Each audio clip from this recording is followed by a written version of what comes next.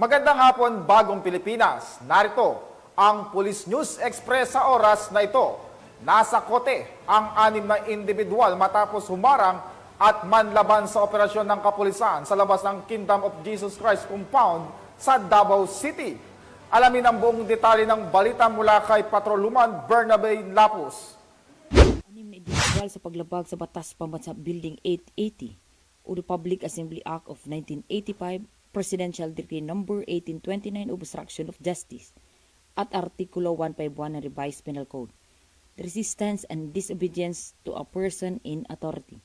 Matapos manlaban at humarang sa isinagawang operasyon ng Kingdom of Jesus Christ compound nito lamang hapon ng Agosto 26 nitong taong kasalukuyan.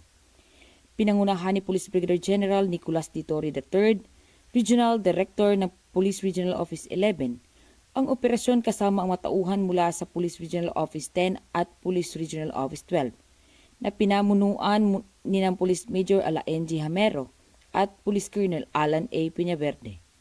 Dagdag pa, ang mga sospek ay pumigil at tumutol sa mga otoridad habang isinagawa ang pagsilbi ng warrant of arrest kaya sila ay agad nang inaresto.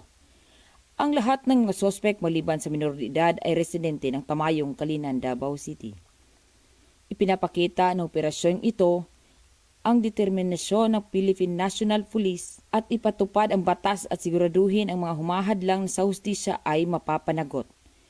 Patuloy ang sinagawang investigasyon kaugnay sa insidente. Mula dito sa Kingdom of Jesus Christ, Buhangin, Davao City, ako ang iyong PNN Correspondent, Patrolwoman Bernabe Lapus, alagad ng batas, tagataguyod ng Balitang Pulis.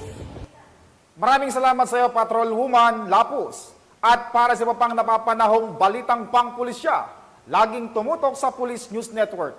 Alagad ng batas, tagataguyod ng Balitang Pulis. Ako po si Patrolman Adrian Dayao para sa Police News Express.